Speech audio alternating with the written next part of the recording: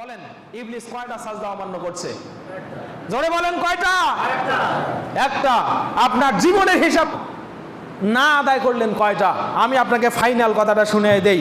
এই যে 1,05,51,250 রাকাত, প্রতি রাকাতে সাজদা কয়টা? প্রতি রাকাতে সাজদা দুইটা। এইটাকে 2 দিয়ে গুণ দেন, 3,10,02,500টি সাজদা হবে। 3,10,02,500টি সাজদা হবে। হায়াতের জিন্দেগি যদি 60-এর বেশি হয়, সাজদা কম হবে না বেশি হবে? এখানে কি 60 বছরের ঊর্ধ্বে মানুষ নেই?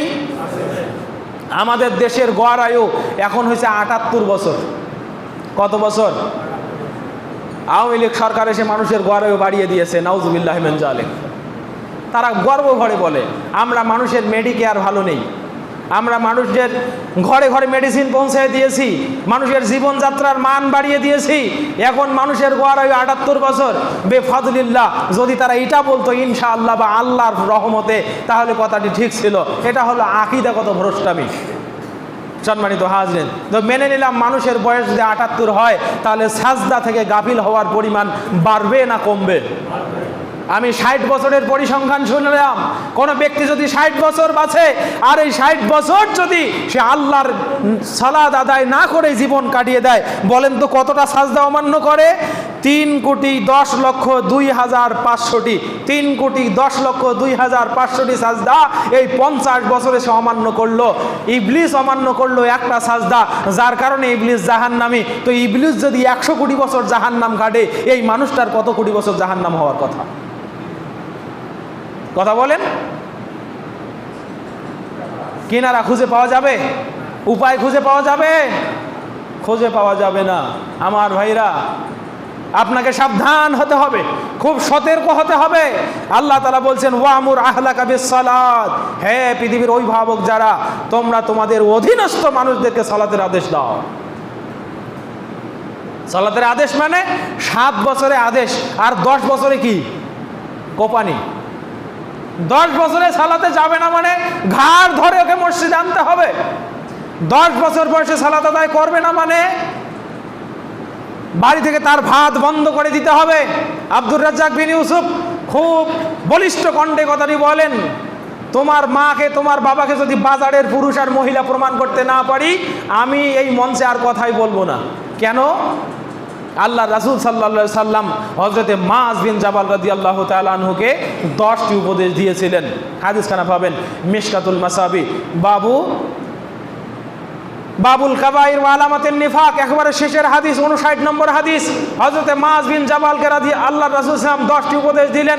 তার মধ্যে সর্বশেষ 3টি উপদেশ হলো ওয়াকিফহুম ফিল্লাহ, হে মুআয বিন জাবাল, তোমার অধীনস্থ যায় মানুষেরা আছে, তুমি তাদেরকে আল্লাহর ভয় শেখাও, আল্লাহর ভয় তাদের অন্তরে উক্ত করো, আল্লাহর ভয় তাদের অন্তরে উক্ত করো, আল্লাহর ভয় তাদের অন্তরে সৃষ্টি করে দাও।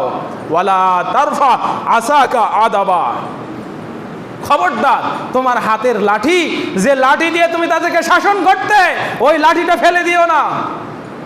জেনে রাখবেন, বাবার হাত থেকে যদি লাঠি পড়ে যায়, বাবার কর্তৃত্ব আর বাড়িতে থাকে না। কথা আপনার কাছে খুব বিষাক্ত মনে হতে পারে। ইসলামে শাসন আছে, ইসলামে শোষণ নেই। ন্যায়ানুগ শাসন থাকবে, ইসলামে শোষণ থাকবে না। ইসলামে হক থাকবে বাস্তব রূপে, যার যতটুকু হক সেটা ইসলামে সাবেত করতে হবে। এটার নামই হলো আদল, এটার নামই হলো ইনসাফ। যারা আদল এবং ইনসাফ মানতে চায় না, তাদের উপরে ইসলামের লাঠি পড়বে, তাদের উপরে অভিভাবকের লাঠি পড়বে, কর্তৃত্বশীলের লাঠি পড়বে, তাদের উপরে সমাজের নেতা নেতৃস্থানীয় মানুষের লাঠি পড়বে, পড়বেই পড়বে। অবাধ্যকে সোজা করার একটাই মন্ত্র, সেটা হলো লাঠি। আপনি বুঝতে পারেননি? আপনার সন্তান কথা শুনবে না মানে আপনার পিতৃত্ব আমি অস্বীকার করছি। আপনি এখন বাবা হয়ে উঠতে পারেননি। উনি বলছেন জন্ম দিলেই বাবা হওয়া যায় না। জন্ম তো কুকুরও দিতে পারে, জন্ম তো গরু ছাগলও দিতে পারে।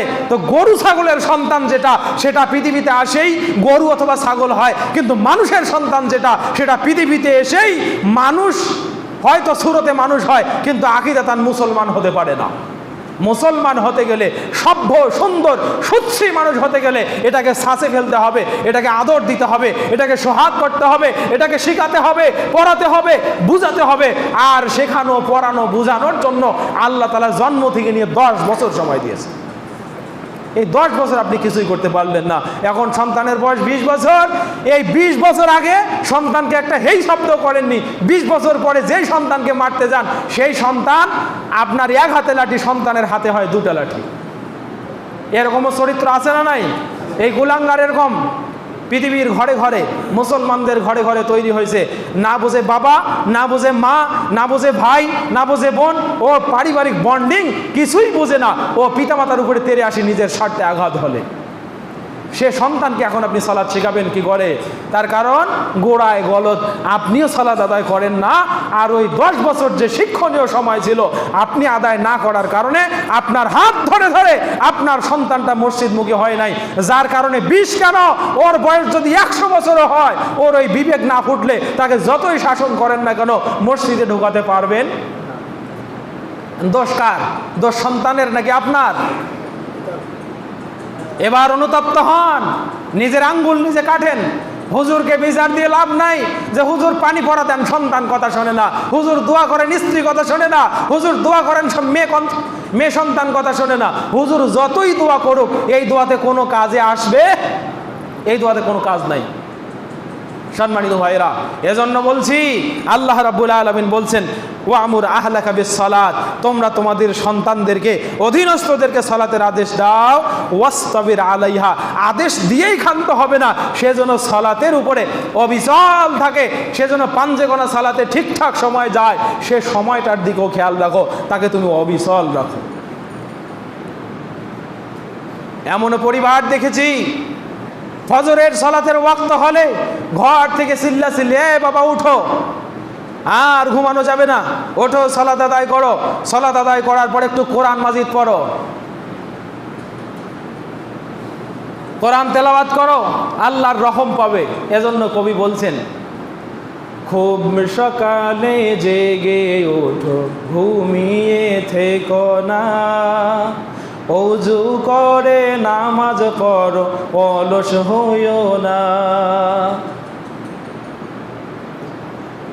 উষাকালে ঝরতে থাকে রহমতেরই ধারা, বঞ্চিত হয় দুর্ভাগাগণ, ঘুমিয়ে থাকে যারা। ঠিক না? উষাকালে আল্লাহর যে রহম আসে, এ থেকে বঞ্চিত হয় তারা, যারা ফজরে ঘুম থেকে ওঠে না, ফজরের সালাতে মসজিদে যায় না। সম্মানিত হাজিরিন, এজন্য আপনাকে কর্তৃত্বশীল হতে হবে। আপনি নিজেও যেমন ইসলাম পালন করবেন, কু আনফুসাকুম ওয়া আহলিকুম নারা, আপনি নিজেও বাঁচবেন, আপনার পরিবারের অধীনস্থদেরকেও জাহান্নামের আগুন থেকে বাঁচাবেন। এটাই হলো ইসলামী সুলুক।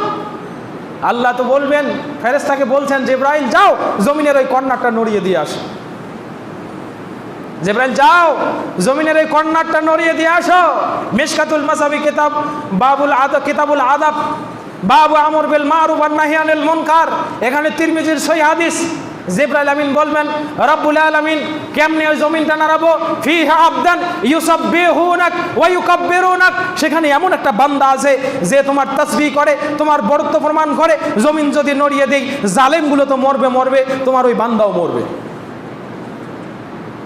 আল্লাহ বলছেন, যাও যাও, যে আমর বিল মারুফ করে না, যে নাহি আনিল মুনকার করে না, যে নিজে শুধু ইসলামী সুলুক পালন করে জান্নাতের ভাগীদার হইতে চায়, অন্যদেরকে জান্নাতে আসার জন্য উদ্গ্রীব করে না, ওর মতো নাফরমান বান্দার আমার দরকার।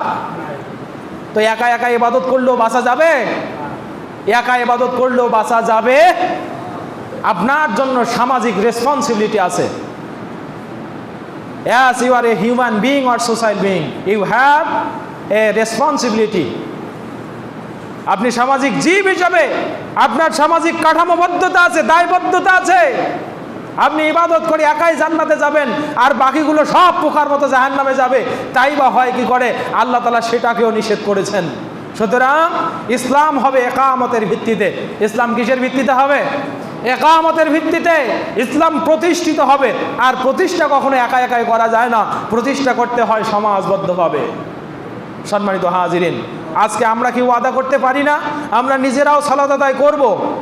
বলেন, নিজেরাও সালাত আদায় করবো? সবাই হাত তোলেন।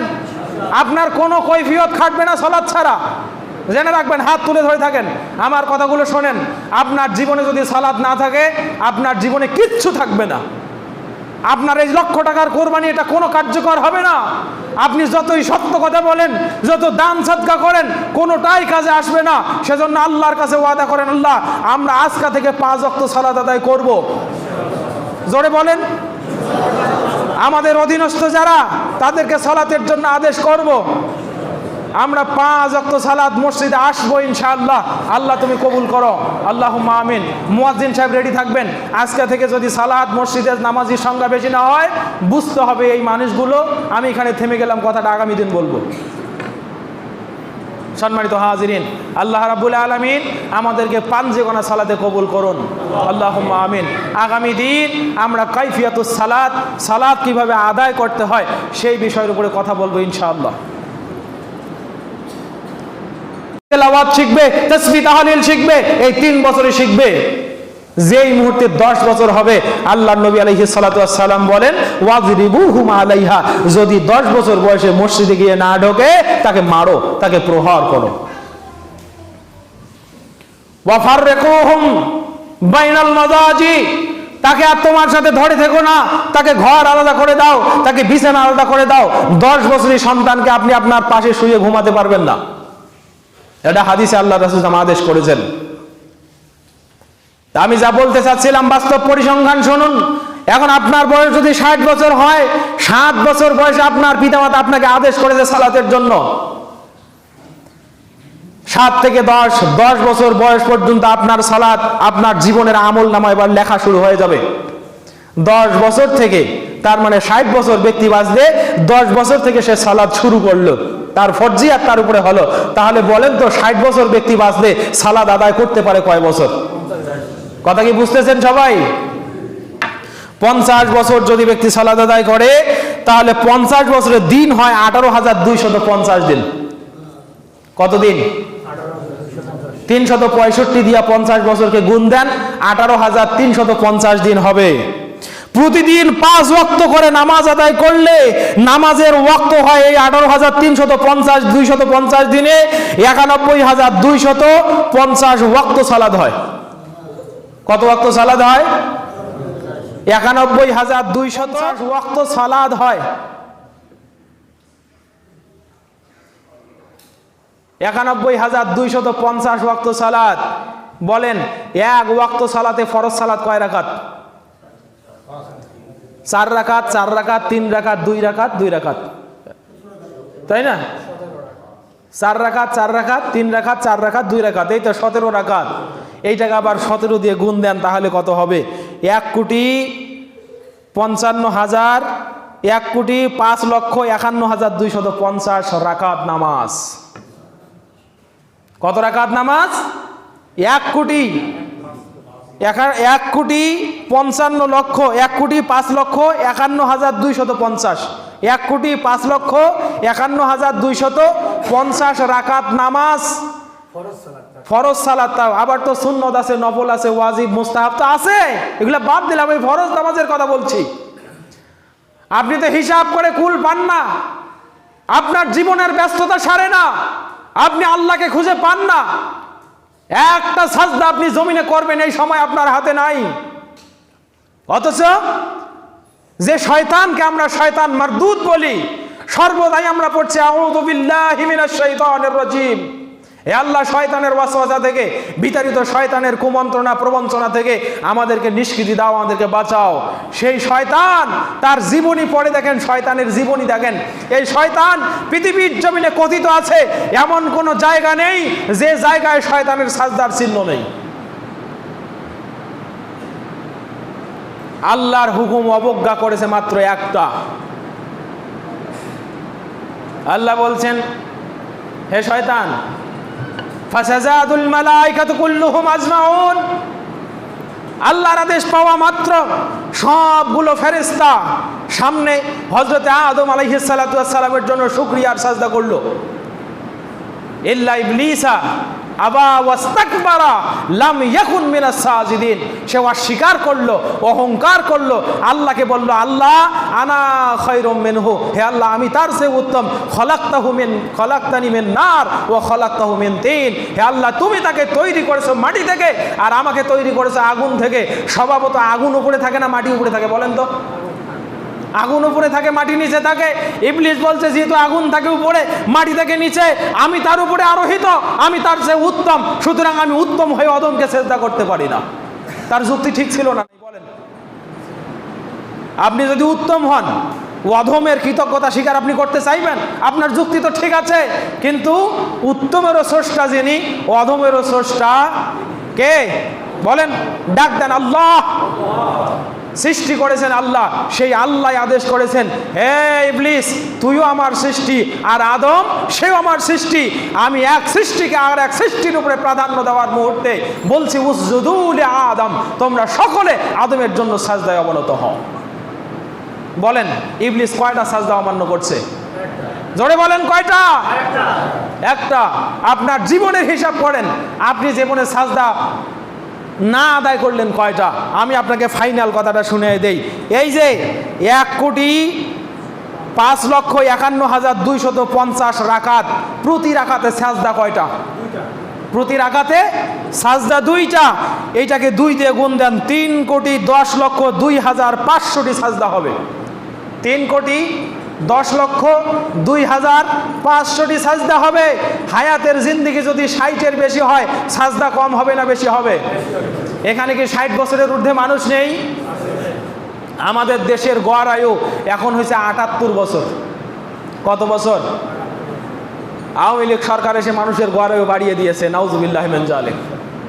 তারা গর্ব ভরে বলে আমরা মানুষের মেডিকেয়ার ভালো নেই, আমরা মানুষদের ঘরে ঘরে মেডিসিন পৌঁছে দিয়েছি, মানুষের জীবনযাত্রার মান বাড়িয়ে দিয়েছি, এখন মানুষের গড় আয়ু 78 বছর। বেফাদলিল্লাহ, যদি তারা এটা বলতো ইনশাআল্লাহ বা আল্লাহর রহমতে, তাহলে কথাটি ঠিক ছিল। এটা হলো আকীদাগত ভ্রষ্টামি। সম্মানিত হাজরিন, তো মেনে নিলাম মানুষের বয়স যদি 78 হয়, তাহলে সাজদা থেকে গাফিল হওয়ার পরিমাণ বাড়বে না কমবে? আমি 60 বছরের পরিসংখ্যান শুনলাম। কোন ব্যক্তি যদি 60 বছর বাঁচে আর এই 60 বছর যদি সে আল্লাহর সালাত আদায় না করে জীবন কাটিয়ে দেয়, বলেন তো কতটা সাজদা অমান্য করে? 3,10,02,500টি 3,10,02,500টি সাজদা এই 50 বছরে সে অমান্য করলো। ইবলিস অমান্য করলো একটা সাজদা, যার কারণে ইবলিস জাহান্নামী। তো ইবলিস যদি 100 কোটি বছর জাহান্নাম কাটে, এই মানুষটার কত কোটি বছর জাহান্নাম হওয়ার কথা?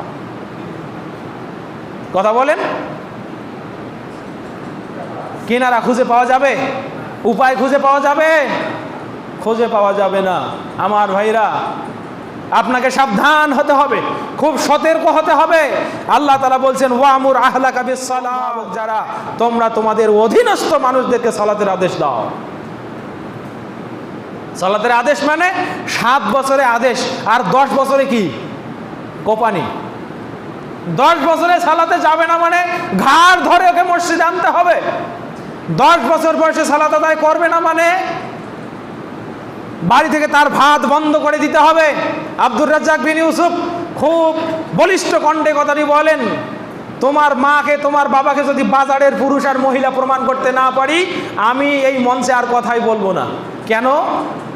আল্লাহ রাসূল সাল্লাল্লাহু আলাইহি সাল্লাম হযরতে মুআয বিন জাবাল রাদিয়াল্লাহু তাআলা আনহুকে 10টি উপদেশ দিয়েছিলেন। হাদিসখানা পাবেন মিশকাতুল মাসাবি,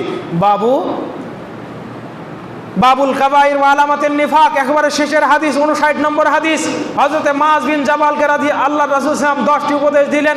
তার মধ্যে সর্বশেষ 3টি উপদেশ হলো ওয়াকিফহুম ফিল্লাহ, হে মুআয বিন জাবাল, তোমার অধীনস্থ যায় মানুষেরা আছে, তুমি তাদেরকে আল্লাহর ভয় শেখাও, আল্লাহর ভয় তাদের অন্তরে উক্ত করো, আল্লাহর ভয় তাদের অন্তরে উক্ত করো, আল্লাহর ভয় তাদের অন্তরে সৃষ্টি করে দাও। ওয়ালা তারফা আসাকা আদাবা, খবরদার তোমার হাতের লাঠি, যে লাঠি দিয়ে তুমি তাদেরকে শাসন করতে, ওই লাঠিটা ফেলে দিও না। জেনে রাখবেন, বাবার হাত থেকে যদি লাঠি পড়ে যায়, বাবার কর্তৃত্ব আর বাড়িতে থাকে না। কথা আপনার কাছে খুব বিষাক্ত মনে হতে পারে। ইসলামে শাসন আছে, ইসলামে শোষণ নেই।